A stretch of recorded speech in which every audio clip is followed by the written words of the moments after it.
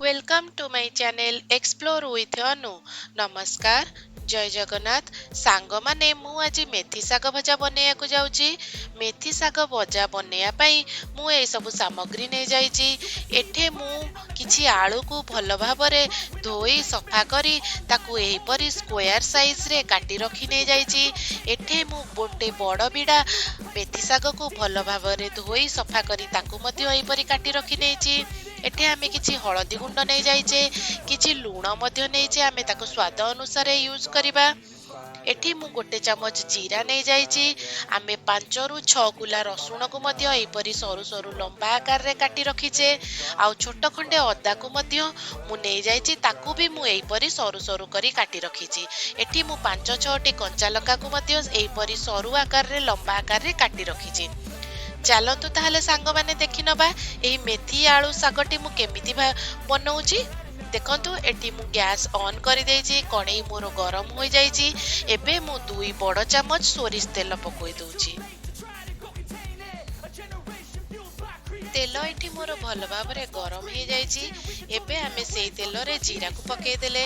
जीरा भल भाबरे फुटी गलानी। एबे आमे सेथिरे आगरु कटा होई रखा जाइथिबा रसुण को मध्य पकेई देले। रसुण टिके समय भल भाबरे होई जिबा परे आमे अदा को पकेई दउचे।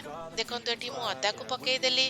अदा को पकेई सरिया परे एबे मु कंचा लका को पकेई देली एवं किछि हळदी गुंड एथिरे पकेई दउची। आउ ए सब को भल भाबरे मु टिके मिसेई दउची।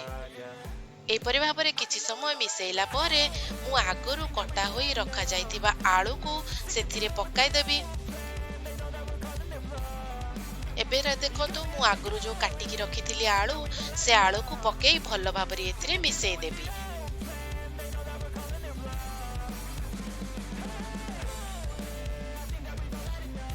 एबे मु ए सब को एपट सेपट करी भल भाबरे मिसेई दउची। किछि समय आमे आलू को भल भाबरे मिसेई देला परे सेथिरे आमे स्वाद अनुसार किछि लूण नै जिबा। लूण को पकाई आमे भल भाबरे मिसाई दबा। देखंतु एठी मे स्वाद अनुसार किछि लूण नै जाइछि एवं याकू भल भाबरे एबे मिसेई देबी। आलू को एही परी 1 रु 2 मिनिट पर्यंत मु भल भाबरे टिके एपट सेपट करी भाजी नै जाउची। एबे मु आकु ढांकुणी देई किछि समय सिजिया पई आलू को छाडी देबी। एठी मोर 2 रु 3 मिनिट समय हो जाइछि। एबे आमे ढांकुणी टिकु बाहर करी आलू को भल भाबरे मिसेई देबा। देखंतु आलू एठी मोर 50% कुक हो जाइछि। एबे आलू को मु भल भाबरे टिके एपट सेपट करी मिसेई दउछि। आलू को आउ किछि समय भल भाबरे सिजिया पई मु ताकु ढांकुणी देई आउ किछि समय सिजिया पई छाडी देबी। आलू को किछि समय एई परी सिजिया पई छाड देया परे आलू भल भाबरे मोर एठी होई जाइछि। एबे आमे आगरु कटा होई रखा जाइथिबा मेथी साग को एथिरे पकेई दबा। देखंतु एठी मु मेथी साग को सब पकाई देली। एबे आमे आलू मेथी को भल भाबरे मिसेई देबा।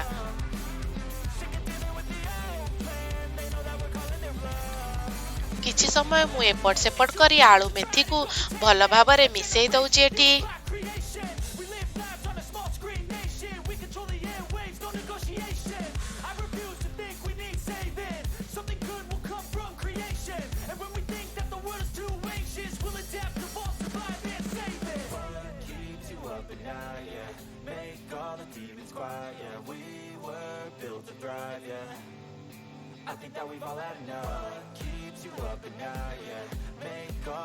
आलू मेथी को मु भल भाबरे मिसेई दे सारिया परे एबे आमे किछि समय मेथी साग सिजिया पई आमे ढांकुणी देई टिके ताकू छाडी दबा। एठी 2 रु 3 मिनिट समय हो जाइछि। एबे आमे आउ थरे एपट सेपट करी आलू मेथी को मिसाई दबा। देखंतु एठी ऑलमोस्ट मोर मेथी साग होई सारलानी।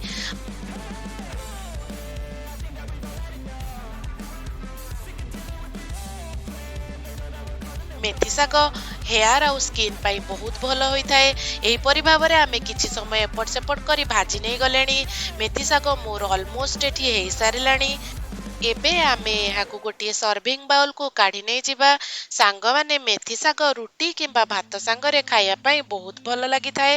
ଆଉ ଆପଣମାନେ ମଧ୍ୟ ଏହିପରି ଭାବରେ ବନାଇ ମେଥି ଆଳୁ ଶାଗ ଖାଆନ୍ତୁ ଏବଂ ମୋତେ ନିଶ୍ଚୟ କମେଣ୍ଟ କରି କୁହନ୍ତୁ ଆପଣମାନଙ୍କୁ ମୋର ଏଇ ମେଥି ଶାଗ ଭଜାଟି କେମିତି ଲାଗିଲା।